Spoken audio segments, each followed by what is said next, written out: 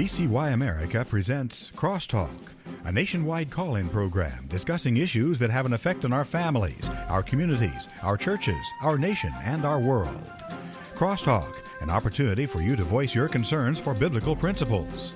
And now live by satellite and around the world on the internet at vcyamerica.org. Here is today's Crosstalk. And thank you for joining us on Crosstalk here on VCY America. Ladies and gentlemen, for multiple decades, we've heard the mantra of having clean air and clean water. We've all seen those announcements, public service announcements coming through on that. We hear that from administration to administration. As a result, environmental policies are set. And I'm looking at a new special report that has recently been issued, and under the current Trump administration, crystal clean water is a priority, wanting Americans to have the cleanest air and water in the world for generations. And yet daily, our waterways are being contaminated by chemical abortion drugs and human remains as American women who are left alone at home to endure the agonizing process of expelling their pregnancy are often instructed by abortion providers to dispose of their aborted child's remains down the toilet. The report I'm speaking of is titled Abortion in Our Water, Chemical Home Abortions and the Disposition of Aborted Fetal Remains. Ladies and gentlemen, there needs to be an urgent national alarm over the environmental consequences of chemical abortions. We also know that abortion takes a human life. But let's also talk about the environmental consequences of chemical abortions. Joining us today in discussion, we first want to welcome John Stemberger, president of Liberty Counsel Action and senior counsel of Liberty Counsel. He's also been a Conservative Party advocate for over 30 years. John, thank you so much for joining us today. It's great to be with you. Also, we have Abigail Forman, who is public policy analyst and a writer for Liberty Counsel Action. She's a former Minnesota state legislator and former director of public policy for Right to Life UK. She's a primary author of a groundbreaking academic white paper exposing the horror of aborted babies from chemical abortions being flushed into our water system. And Abigail, thank you for joining us as well. Yeah, it's a pleasure. Thank you for having us. So we're going to have you chime in both as you can in these questions here. And first of all, I'd like to know, what is the backstory to this report? How did this report come about? Who was the brainchild behind this? Well, the bottom line is this. Over time, in the year 2000, chemical abortions were first approved by the Federal Drug Administration. That was a very small percentage of all the abortions.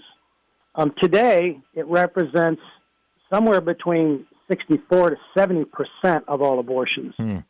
According to the Guttmacher Institute, it's about 63%, 64%. However, we know there's a lot that's not reported, and these numbers are rising.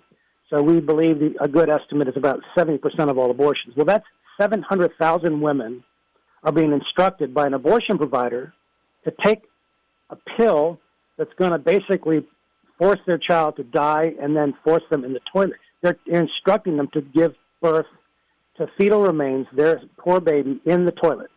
And then that is flushed. That goes into septic tanks and the city water treatment plants.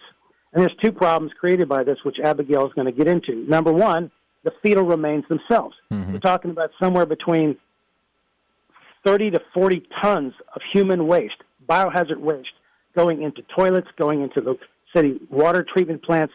These were never designed to handle this kind of biohazard waste. I hate to be so graphic and dehumanize the child, but it's also biohazard waste in addition to a poor baby getting killed and flushed down the toilet. And then the second issue is the mifepristone, which Abigail can talk about more, and that is a lethal drug which basically kills the progesterone in the mother's body, destroys it so that the child dies immediately. And is it true that some women will even take these drugs not knowing whether they're expecting or not? I think that's probably true. If they're concerned, they might be. They could certainly get the chemical abortion pill because there's not a lot of regulation on it. They can get them illegally online. So I wouldn't be surprised if that's true. Now, we'll talk about its impact there, but we know that to put a road in some place or a home or to add a business, there's always environmental assessments that have to be made. In all that led up to the authorization and release of this abortion pill, was there ever any consideration given to its impact on the environment itself? Yeah, that's a great question. In 2000, like John had said, the drug was approved, and it was approved based on a 1996 environmental assessment that was conducted by the Population Council.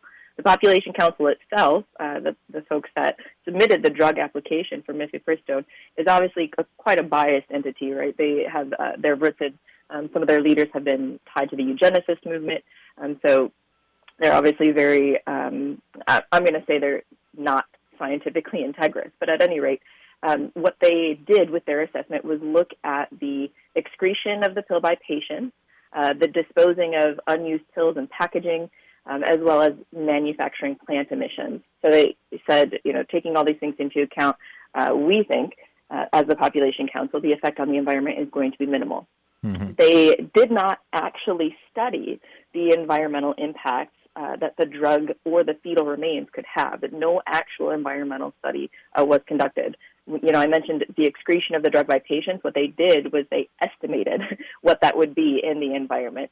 And because they estimated that it would be minimal, they said, okay, we're good. And the FDA, unfortunately, at the time under the Clinton administration, agreed with them. The FDA failed to do its own environmental assessment as well. Essentially what they did was take the word of the Population Council, wrote a one-pager that basically said, we agree with them, and so we're going to approve this drug based on this environmental assessment. But this clearly lacked not only scientific integrity, but also failed to adhere to the Clean Water Act and the National Environmental Policy Act, as well as various state medical waste regulations. Just more specifically, and I can stop me if you have questions, but essentially, the Clean Water Act outlines that each agency engaged in any activity resulting in, or which may result in, so it doesn't even have to result in, but it may result in the discharge or the runoff of pollutants, shall be subject to and comply with all federal and state laws respecting the control and abatement of water pollution. And so if you're approving a drug that could result in a substance that may pollute our water, which obviously this drug does, because you're generating, as John said, we don't like to use the term medical or pathological waste, but unfortunately that is the reality. Even if you don't agree with us that it's a life, at the very least it constitutes what the Clean Water Act, what the EPA would define as medical waste, which includes human blood and body parts, developing cranial structures, things of that nature. And if that is going into the water supply, there's absolutely a risk of pollution. And same with the mifepristone metabolites that John mentioned. These things are both biological and chemical waste that, if they're improperly disposed of, may result in the discharge of pollutants. And remember, like I said, that the Clean Water says it may result in the discharge of pollutants. You need to ensure that you're adhering to all state and federal laws on the same, which they did not do. Yeah, and I find largely because I find they just didn't even consider fetal remains. Right, they just didn't even consider fetal remains going into our water system, right? Correct. Yeah. Yep, they didn't talk about the issue at all. If they did a proper environmental assessment, they would have addressed that issue. Ideally, then they would have realized, we should probably not approve this drug, and that at the very least mitigate the effects of it by requiring a woman to stay in the clinic until the entire contents of her uterus are expelled, rather than directing her to go home and sit on the toilet and just see what happens. Mm-hmm. And John, and as you mentioned, this is, when this first came out here, a quarter of a century ago, I know you've got a graph on your site too, but the chemical abortions are surging. I saw at lifenews.com June 23rd, 2025, in which they say the sales of abortion pills by mail are surging, even getting into pro-life states due to the increase in telemedicine. This is just really taking off, and there's no looking at this as slowing down at all. And we see in European countries the chemical abortion pill is skyrocketing well over American numbers, and in some Scandinavian countries, it's the only form of abortion that's available. So this clearly is the trend. The irony of this is that, the EPA says you can't even flush a baby wipe down a toilet, but yet we're putting literal babies down the toilet that have complex, cranial structure. They've got various cartilage developing, placenta, blood, and all of this is going down with the mifepristone, this lethal chemical, that stays in the water. Mifepristone does not just dissolve. A lot of drugs, when you take them, they dissolve through the body, but mifepristone forms, when it goes to the body, 3 active metabolites. And those maintain their therapeutic effects. In other words, they can still destroy progesterone in the water. What we don't know is how much water do you have to drink before it's going to affect something like infertility rates or even a miscarriage. We don't know any of this because it hasn't been studied. And we're asking the White House, look, you've made it clear, President Trump, you want crystal clear water. He's also made it clear he has a nuanced position on chemical abortion. He's not going to shut that down. We're asking him to look at this issue because this is an issue. If you look at it, you can't unsee it. Right. Once you see it, you can't unsee it. So we want him to struggle with the tension between clean water and the chemical abortion pill. And we believe that they're taking a good faith look at that now. In addition to Congress, we're trying to appeal to them as well to do hearings, to study the matter, and to look deeper at this. There are some individuals listening who say, well, how is taking an abortion pill any different than somebody taking, a blood pressure medication or medication to lower one's cholesterol or taking this or taking that for different things? How is this different or unique, or is it not? Well, that's a great question. Again, the most obvious way that it's unique and different is that it generates medical waste. It's the only drug on the market. It's a unique, when it was introduced in 2000, it was a novel drug that required the woman who takes the pill to then dispose of the medical waste, the placenta, the fetal remains that were generated. So that's one aspect. The other thing, obviously, is its lethal nature. It causes the death of a child. No other drug on the market is doing that in the same way. And so, what John had mentioned before, how this drug affects your progesterone levels. It blocks progesterone, which is a vital fertility hormone. Mm-hmm. And so if you have a drug blocking progesterone and then its active metabolites may be retaining the therapeutic effect of that drug, and those active metabolites go through the wastewater treatment plant.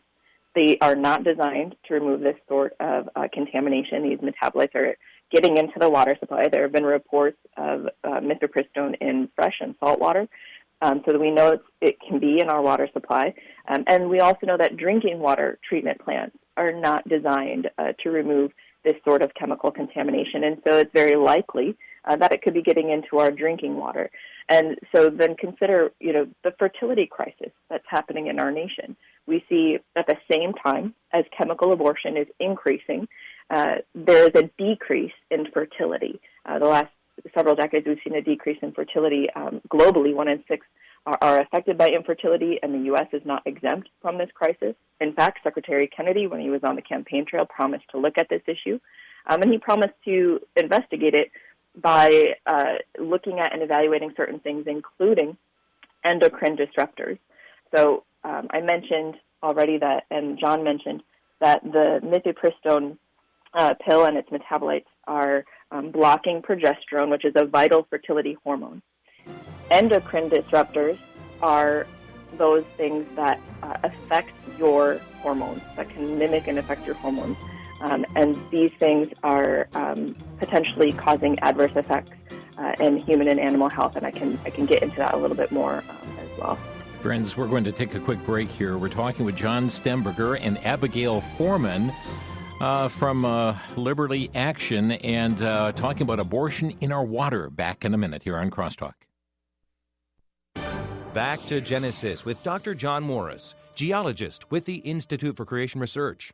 Dr. Morris, how much can scientists tell about an animal from its fossils? Chris, they can tell quite a bit, but oftentimes they claim too much. Let me give you an example. Recently, a few fragments of teeth were found in Morocco of a mammal no bigger than a small dog. But the evolutionary discoverers claim that it was of a small elephant. Evidently, the molars were more similar to elephant molars than anything else. But they didn't stop there. They claimed that this particular elephant didn't even have a trunk, and that he hid in trees and hunted at night. Cut me some slack. How can they tell this from a few tooth fragments?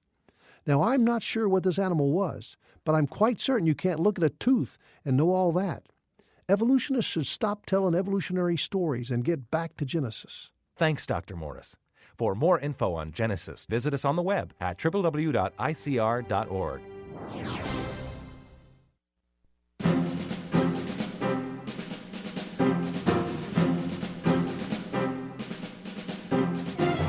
You're listening to Crosstalk on VCY America. John Stemberger with us today, president of Liberty Counsel Action, and Abigail Forman, public policy analyst and a writer for Liberty Counsel Action.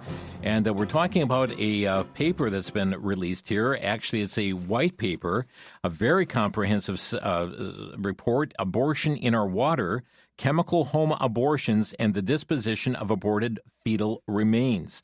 Friends, there are going to be some action points on the program today, how you can get engaged with this as well. So make sure you have handy a sheet of paper, a pen, or a pencil that you can write down some information. Abigail, you were just in the midst of explaining further about this whole this process here and how it's impacting. Are you seeing that there is a link between the growing infertility today and what we see these chemical the abortion pill being put into our water systems?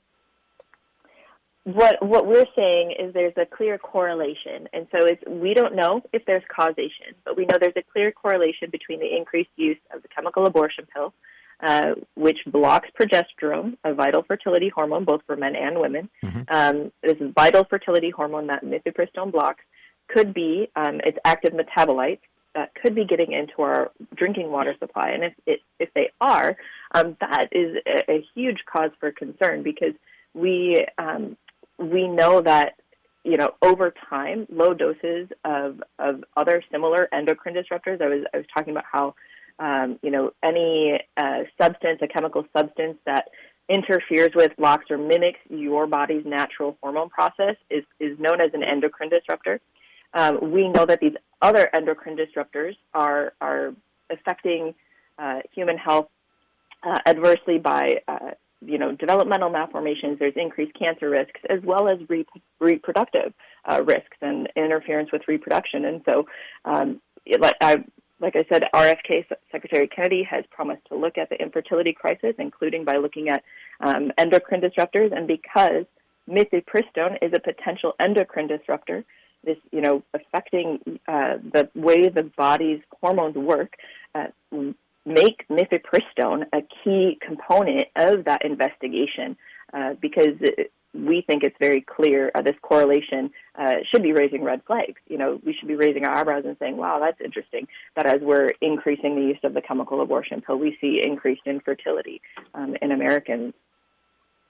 And indeed, so the chemicals are being expelled from the woman taking these drugs. We also see the remains of the fetal remains that are being flushed down into the system. And there are those who would, and I'm going to have you revisit something you said in that first segment, because many people think that the wastewater treatment plant will just nullify any contaminants, including the chemicals in this pill or the remains of a child.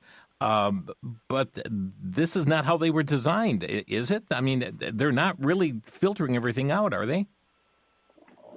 Again, it's really good that we're drilling down on this. Sorry, John, do you want to? Yeah, I was going to say they're not. And secondly, if you think about a surgical abortion, which most people think about, which is not the majority of the case now, mm-hmm. They have to hire medical waste, biohazard waste companies that come. You saw the movie Unplanned. They come with a big barrel, and they put this stuff, in case, and they incinerate it, right, appropriately as they do with others. Think about a hospital. A hospital just couldn't flush things down the toilet. I mean, it would be a national scandal if this happened. But yet, hundreds and thousands of abortion providers, both chemical abortion companies and abortion providers, local brick and mortar, are telling women to give birth to their dead babies in the toilet. So they're basically using water treatment plants and sewer systems as medical waste treatment plants, bypassing state law and federal regulations regarding all of this. And so it's really, in any other context, this would be considered a national scandal. But unfortunately, anytime abortion is mentioned, it's like, oh, no, we have to just let this go. Well, we cannot let this go. If this is polluting our water, if this is actually happening, and we believe that it is happening, we just don't know the extent of which it's happening because the government has not studied it, we have to take action. By the way, the report and all the materials are available at abortioninourwater.org. That's abortioninourwater.org. We have memes, we have videos, all the materials that we have are available in abortioninourwater.org. Friends, including action points here as well. Let me repeat that. It's abortioninourwater.org. And you can download the report. You can read it for yourself. And those of you who are technically minded, you're going to be challenged there as well. And yet a layman can understand the very precepts that are coming through and the documents that are there, even summary sheets on the report itself. Abortioninourwater.org. And if I heard you correctly, Abigail, you mentioned that contaminants have actually been found in drinking water? Specifically, mifepristone contaminants have been found in the drinking water supply in freshwater and saltwater. So because we know, like I had mentioned, that drinking water treatment plants are not equipped, not all of them, the conventional ones aren't equipped to fully remove all these contaminants, similar contaminants like PFAS or forever chemicals. They get through into our drinking water. So we think it's very likely that this is in our drinking water supply. Yeah, and I find it just grotesque as well, but we're going to mention it. In your white paper, you even talk about an individual who was trying to unclog some pipes, and what did they find in Texas? Yeah, great question. So in an apartment complex in Texas, a tenant was working to unclog a pipe and found the remains of a fetus inside. It's really tragic when you consider that, this person, obviously unsuspecting, just happened to come across a baby, essentially, and that can be traumatic. In fact, it wasn't just in Texas. This has happened in wastewater treatment facilities, numerous wastewater treatment facilities. It seems to be a rising trend that they're finding fetal remains caught in different filtration processes at wastewater treatment plants. And I know at least one of these stories where the workers that found the baby, the fetal remains, were traumatized, because why wouldn't you be? It's a shocking thing to encounter, seeing these fetal remains caught in the screens and things of that nature that are meant to be filtering out things like sticks, right? And instead they're filtering out babies. And this is just a tragic reality that we need to be looking at, we need to be addressing. I would also just say, while obviously the fetal remains entering the facility are caught and processed, I would say that various different localities and municipalities have laws against flushing things of a certain size. Like in Florida, you're not meant to flush anything down the toilet that's over like half an inch to an inch.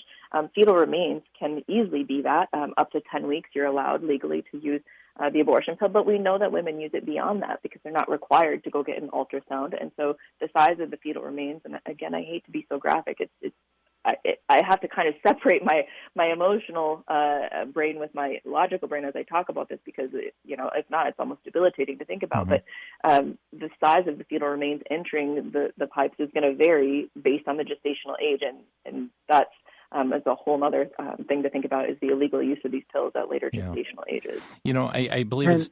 Go ahead, John. Yeah, every time that the government has made a change in this, the law required them to do another environmental assessment. So there's been at least, 6 or 7 changes in the law. Some of the major, like to move the pill authority from 7 weeks to 10 weeks. Well, that creates more mass, more volume of more children going down the drain, more mifepristone. They never studied it at all. And we're simply saying, look, we've got it. We can't turn our heads. We've now got, I know we have a president that has a nuanced position with the abortion issue, but he's fully committed to clean water. He has to look at this. The EPA has to look at this. The FDA has to look at this. The FDA, they were interested in just how the pill affected the individual, right? They completely didn't even think about, this woman has to give birth. This is going to go into the water. That's an environmental issue, which then the EPA should be looking at. But both of them kind of just looking at each other going, well, I'm not, saying it's like looking at each other. But both of these agencies need to be held accountable. I realize these are sins from the past, so to speak, but we now have clear-minded secretaries in both the EPA and the FDA. So this is something that they have to look at, and we're asking them at the highest levels to look at it and these study it. And these pills, I mean, their use and their availability is just going off the charts. June 19th, the Daily Caller News Foundation able to order these abortion pills. Under former President Biden, they removed the requirement that they give this drug in person. They allowed for mail orders to take place. In just a matter of minutes, the Daily Caller News Foundation obtained 5 sets of this medication simply by filling out the online medical forms that were created by providers. And it is just so readily accessible to anybody who wants to fill out the document. Absolutely. Right. And I would just, think about as well, then what does that mean for, folks that are involved in sex trafficking and things of that nature? It's atrocious on so many levels, and other aspects of that have been, looked into. Our focus being the environmental aspect, like I say, just consider if that's the case, if you can get these pills just by filling out a form that quickly. There have been cases of chemical abortions at, beyond 20 weeks. And a baby can survive at 22 weeks. This is a national catastrophe on so many levels. And at the environmental level, we're just saying, like, hey, even if you disagree with us that abortion is taking a human life, can you at least agree that we shouldn't be contaminating our water with it? The EPA keeps a list of possible harmful water contaminants for periodic review. Has mifepristone ever been considered for this list? Not that we're aware of. Although we do know, and you're probably aware of this as well, that several members of Congress led a letter to the EPA. Senator Langford and Representative Josh Burkeen led a letter to the EPA asking them some of those similar questions and calling on them to look at mifepristone and its byproducts in our water. Yeah. Well, you've identified a huge problem here, and I'd like to know, where do we go from here? And John, we'll start with you and add in then Abigail. Where do we go from here? What needs to happen? And really it boils down to, what can our listeners do to be engaged in this battle for clean water? Well, first of all, education.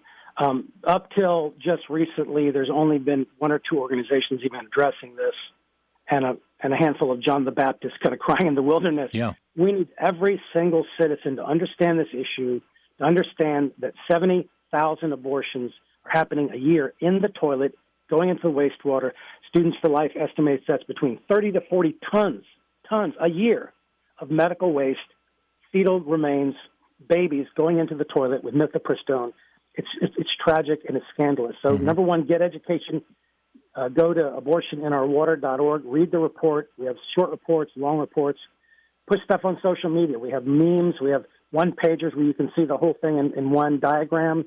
We need people to get educated. Number two, take action. Talk to your congressman. We think that we need to have a congressional hearing.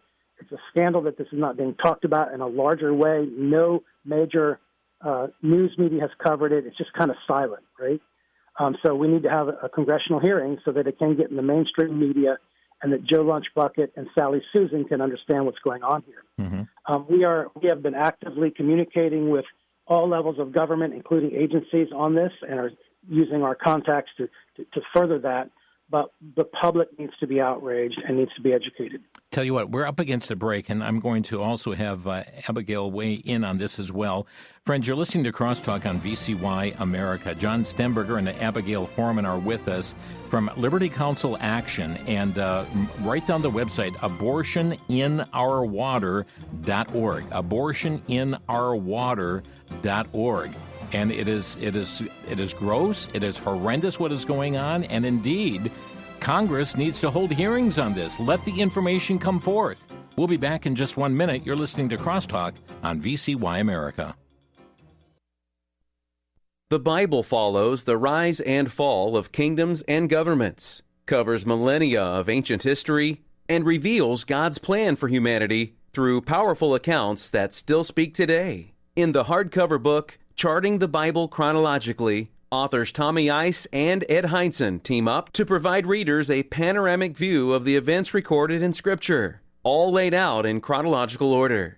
This book takes you from the words "in the beginning" all the way to the New Jerusalem. With 40-plus color charts, you will see timelines of biblical history, pre-flood genealogy, Israel, overviews of major empires, the life of Christ, God's judgments, and a master fold-out chart of the entire Bible. It's a vital resource for new believers and Bible scholars alike. Charting the Bible chronologically. Available for a donation of $30 or more to VCY. Call 1-800-729-9829.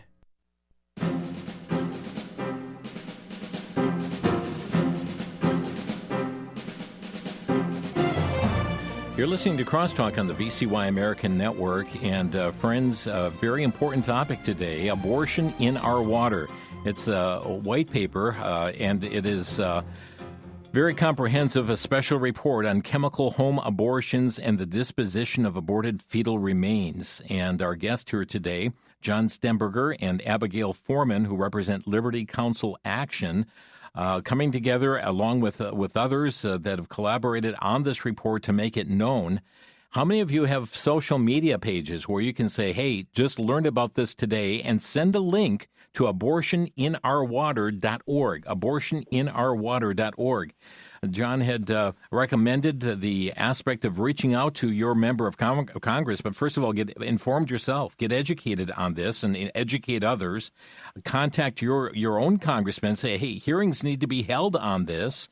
You can reach out to your member of Congress at 202-224-3121, the House or Senate. You can call and ask to speak to your own legislator and really demand that there be hearings on this very aspect. They need information. Send them a link. Send them a link to abortioninourwater.org. Highly, highly documented in this paper.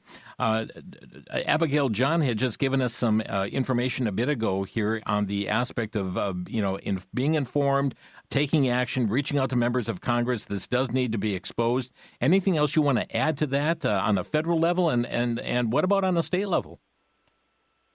Absolutely. So at a federal level, what we would hope is that congressional hearings lead to the initiation of gold standard research. Gold standard research is something that the Trump administration has reinstated, basically requiring that any federal decisions adhere to a standard of science that is, for example, subject to unbiased peer review, which we know the mifepristone pill was not. And so, if we're going to hold hearings on this, we need the information. We need to know what is in our water, what could we be drinking. And so gold standard research on mifepristone and its metabolites and the byproducts, the medical waste that's being put into our water needs to be conducted. Specifically, we need to know, is it or how is it affecting ecosystems, aquatic life, and is it or how is it affecting human health, particularly fertility? And so we would also argue, that the research on this that we're calling the federal government to do is a natural complement to research that's already been promised. I mentioned Secretary Kennedy's promise to investigate infertility, but also Secretary Kennedy has directed the commissioner of the FDA to do a complete review of mifepristone and report back. I would argue a complete review of mifepristone would include a proper, legally compliant environmental assessment that was never completed in the first instance. It absolutely should be completed now. And just a final note on this, the Make America Healthy Again Commission report, which probably a lot of folks have heard about, basically has a recommendation at the end of it to map gene-environment interactions affecting childhood disease and risk, especially for pollutants, endocrine disruptors, and pharmaceuticals. Yep. Well, mifepristone falls into all three of those categories. And so when folks are advocating to their legislator, make sure they point out, we're not actually asking you to do a whole lot more than you've already promised to do. We're asking you to make the environmental impact of mifepristone and its byproducts a feature of some of the things that are already underway and already promised. And then the state issue is similar to the federal level, but basically you want to ask your state and local lawmakers, what are the specific medical waste regulations in our state? What are the specific fetal disposition laws?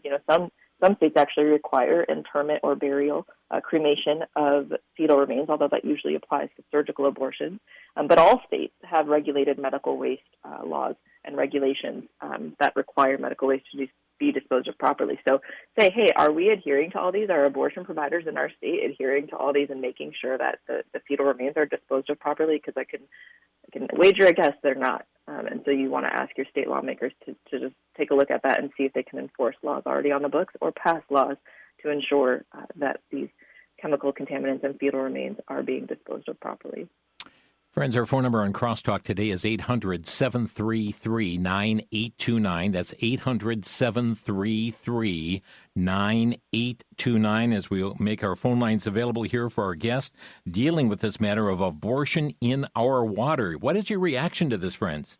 800-733-9829. Just before we pick up our first call, let me ask you, John, there's another aspect to all of this, and that is women are being injured by the pill. Many have entered emergency rooms in hospitals. This past Monday night, the House Appropriations Committee included a statement approving the FDA's review of mifepristone in its markup of the fiscal year 2026 Agriculture Appropriations Bill. Democrats on this committee tried to block this amendment. Should this be a partisan issue? Yeah, no. Listen, chemical abortions are exponentially more harmful than even a surgical abortion. And I hate to compare two really bad things, but think about it. First of all, the active agency is not a doctor acting upon you. You're acting upon yourself. You are putting the deadly poison pill in your mouth. You are all alone. There's no medical attendants. There's no nurse, no doctor. You're in your bathroom giving birth to your own dead baby, which you can literally see and interact with in the toilet. So you're talking about a very traumatic, psychologically, the trauma here is exponentially more. Mm-hmm.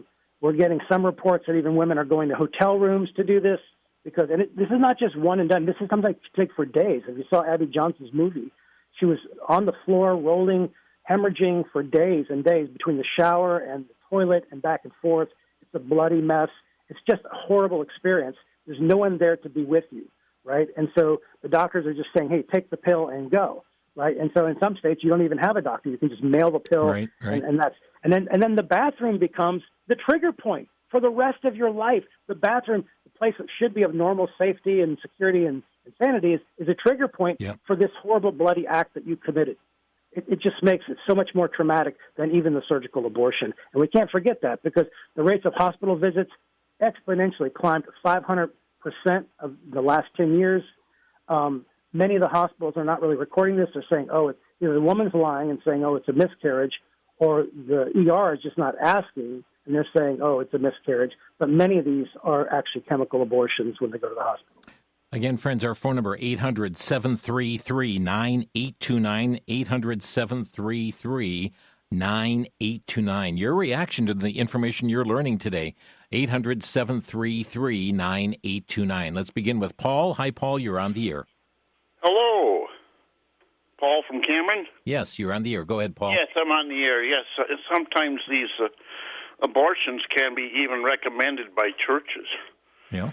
I had somewhat had a tussle with a pastor once that I was actually going out and had gotten a woman pregnant out of wedlock. Well, that was not the issue. We were much planning a wedding, and we got into a heated discussion, and he said, well, if she is pregnant, meaning, and he stopped there, but I had known pretty much what he meant was either the child would be given up for adoption, where we could not at all afford it to support it, and I know we could have, or the only other option would have been abortion, and he will be judged by God for that one day. That's all I'm saying with it.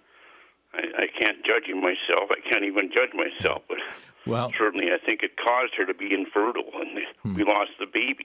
Yeah, I'm so sorry, Paul, in regard to that, but and thank you for the call. Let me just mention that, sadly, there are denominations and churches that are just kind of blinking their eyes at this, and that's a tragedy as well, John. Yeah, it is. It really is. And I know we're not talking about faith. We're talking about science and medical industry and all that. Right. But the bottom line is it's taking of a human life that's made in the image and likeness of God. And whether it's chemical abortion or surgical abortion, it's an abomination. Right. Our phone number here, 800-733-9829. Let's go to Barbara next in Kansas. Barbara, you're on the air. Oh, thank you so much for this program. This issue's been bothering me for a couple of weeks now. So thank you. I appreciate it. Well, Barbara, we can hardly hear you, so right and close to your mouthpiece there. Well, thank you. Sure. Thank you. I just wanted to mention that the first mention of a plague with blood in the water appears in Exodus 7. Yeah. And so, I know we have politicians who think that it's just perfectly all right to do these kinds of things. Yeah. But how is this going to cause some kind of plague or pandemic for the whole United States? Thank you for the call. Thank you. Let me just ask you this, and some would argue saying, well, how is this any different than like a miscarriage in which perhaps the remains of a woman who miscarries and it goes through that same system into the water system as well? Is there a difference, or is it one and the same thing? Andrew? I'm happy to answer that question. So essentially, there are two issues with that, and we would argue they're vastly different. Obviously, in one instance, it's not intentional, it's not wanted, and it's tragic. Also, in a miscarriage, you don't have chemically tainted fetal remains, and so oftentimes expectant moms suffering the loss of a baby are going to go to the hospital. They're going to get treatment in accordance with all state and local laws. But even for those that don't, not all of them, I would say, believe or very few, are going to willingly flush their baby down the toilet. Whereas in a chemical abortion, you now are chemically tainting those fetal remains with the mifepristone metabolites and the pill itself, and you're directing a woman to flush the baby down the toilet. This is irresponsible on so many levels, but in the case of it's also planned. So because you know what's going to happen, you have the opportunity to mitigate the harmful effects that it could have on our water supply. Yeah.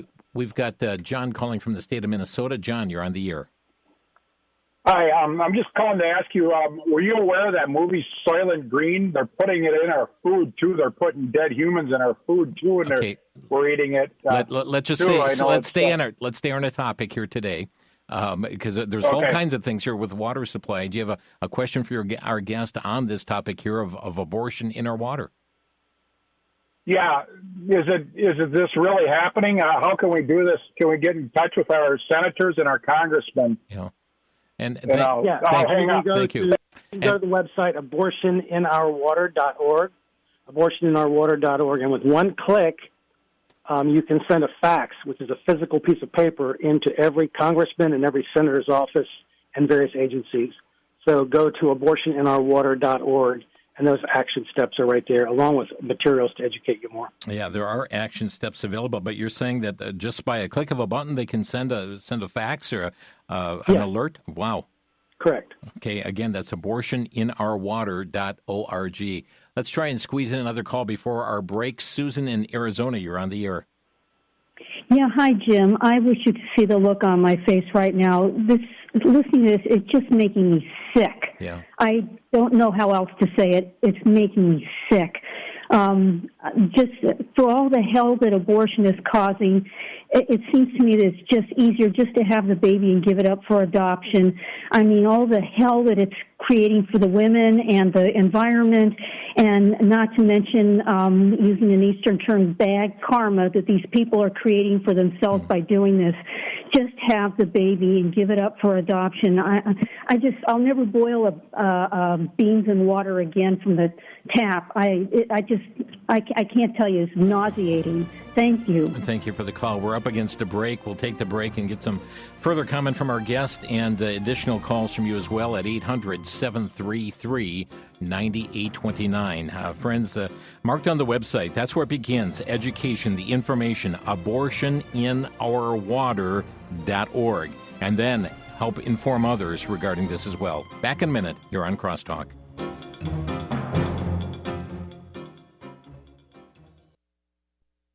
For the Worldview Report, I'm Brandon House. Our website's worldviewtube.com. President Trump used our military to strike the nuclear facilities of Iran in Iran on Saturday evening, as we all now know.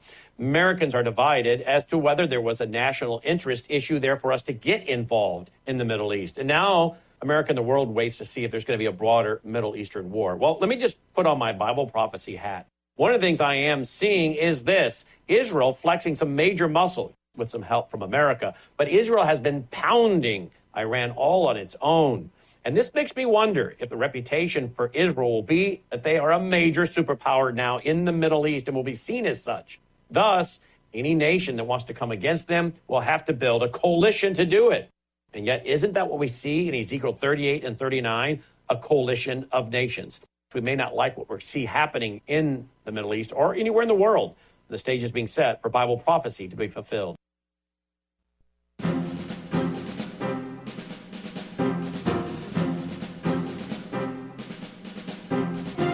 This is Crosstalk on VCY America, abortion in our water. Our topic today, John Stemberger and Abigail Forman with us from Liberty Counsel Action. And a call right before the break, John and Abigail just simply said, I'm just completely grossed out by this. And I can't help but think about this as I turn on my water in my home.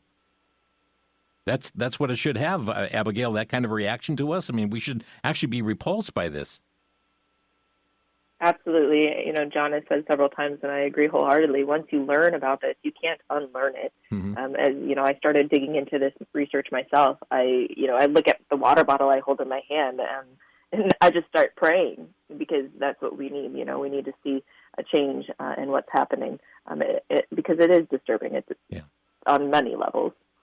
Let's go to Pastor A.B. in Racine, Wisconsin. You're on the air. Yeah, thank you, Jim, for the show that you're having today. I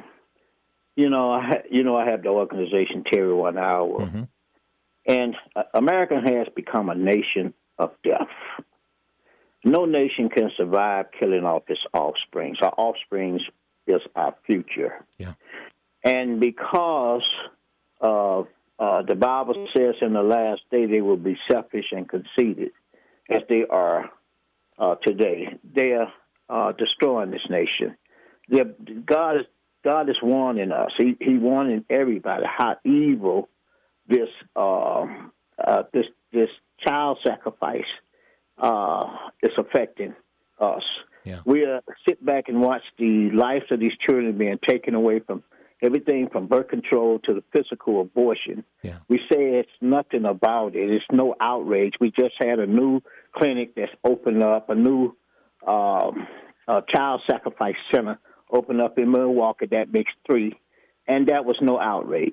Mm-hmm. It was a few Christians out there, but if we could have got 1/3 of the so-called evangelists, the church out there, that would have been able to shut it down. But the problem is, this is God's warning us. God is still giving us mercy to turn this back around. We need to contact the church. We need to contact our legislators. We need to contact our neighbors. We need to make this a great conversation. I thank you for your guest today, because we need to keep this subject in the public eye. We do. Thank you so much. Thanks again, Jim, for your wonderful shows, programs that you have, and trying to save lives and souls for the kingdom of Christ. Thank you so much. Let me ask you, John, on this aspect. Many times people say, well, what you do in the privacy of your home, that's between you and whatever you're going to do, or the privacy of, your bathroom or whatever. But this ought to impact every American. That's right. That's exactly right. Everybody has an interest in clean water. And the scary part is, just because your water is clear, that doesn't mean a thing. We don't know what's in it, mm-hmm. and we need to know what's in it. And they're studying everything except for this. This chemical is uniquely lethal. It is uniquely producing biohazard waste at an exponential rate that's growing. And so we have to study this. We have to sound the alarm. We cannot let government sit back and go business as usual on the abortion issue. It's more traumatic to the woman exponentially. The psychological trauma to her of having to interact with her dead baby in the toilet, and the blood for days and days, and hemorrhaging and all of that is horrific, not to mention the impact of the water. Chemical abortion just needs to be completely halted in America. At a very minimum, they should allow surgical abortions. I hate to even say that, but in terms of comparison, there's no comparison. Chemical abortion is just horrible. Yeah, and everyone, as you said, that destroys a human life, and we are made in the image of God, and yet we are seeing that it's like evil upon evil. Let's go to William in Florence, Kentucky. William, you're on the air. Yes, Jim. Thank you very much, and I appreciate your guests that you have on today. I'm a man with 6 children and 9 grandbabies, and none of us believe in abortion. But anyway, your air, your water, and your food, that is so much and so important and everything. And I've done plumbing work, and I know that all the elbows and all the things that are in the plumbing pipes and all that can't handle that mess like that. So we're just corrupting ourselves, like the Bible says, in the last days. And I just wanted to call in and say Maranatha and Lord Jesus, come quickly. And thank you, Jim, and everybody that you have on to share this with us. God bless you. Thank you. Appreciate your call. Let me squeeze in also Paul in Wisconsin. Paul, you're on the air. Yeah, hi. Thanks for bringing this to light. Really appreciate you guys getting the public to know what's going on here. Just want to share, a few months ago, I run across a radio program talking about this birth pill, and a young lady had taken it, and the baby died, but she couldn't pass the baby, so it went septic, and then turned the mom went septic, and then both ended up dying. And it's like that thing needs to be brought to light, too, for girls considering doing this. Right. Great, good point. Thank you, Paul. And John, that's what you brought up as well, is the psychological, the physical implications of taking the pill. It's horrendous. Yeah. We're down to just a little over a minute and a half, and I want to give both of you an opportunity to give us some concluding thoughts. We'll be beginning with Abigail, but friends, let me again mention the website abortioninourwater.org. Again, to be informed, then to take action, inform others on this, connect with your congressman on this, to hold congressional hearings on this very aspect. So as we boil things down here to our topic today, Abigail, what do you want to leave with our listeners? In addition to advocating, educating yourself and reaching out to your state and federal lawmakers, I would say we need to be praying. We need to be talking to folks. Talk to your friends and family about this. Post on social media. We can end chemical abortion in our lifetime, but we can't do it alone. So I would ask everybody listening, please join us in this fight, both on your knees and in your communications with your friends and family. John? I can't improve upon that. That's exactly correct. Let me say it again. We can end chemical abortion in our lifetime. If we work together, there's so many reasons why it's horrible. It's not in the best interest of women, the children that are destroyed, or the best interest of society as a whole in terms of the environment. Even fish are potentially affected by this. Oh, my. And so it affects seafood. It's just a horrible thing. We have to study it. We have to ban it. We have to know what's going on. And friends, we got to get to the bottom of this, and that's where congressional hearings are so important, to bring in the experts in dealing with this very aspect and put that public testimony before the people of the United States of America. John and Abigail, thank you both for joining us here on the broadcast today. Thank you. It's been an honor. Friends, again, let me just mention their website. Write it down. Learn about this yourself, and then pass the information on through the channels that only you have. You can reach people I can't reach, but you have the opportunity to do that. Check it out at abortioninourwater.org, and you'll have opportunity there to see the action points, read the research, and just remember that God instructs us in His Word to choose life. Thanks for listening. You've been listening to Crosstalk via satellite and the Internet from VCY America. Views expressed may or may not be those of this station. For a CD of today's program, send a donation of $6 or more to VCY Take Ministry, 3434 West Kilbourne Avenue, Milwaukee, Wisconsin, 53208. Or download by RSS or podcast from crosstalkamerica.com. And join us again for Crosstalk.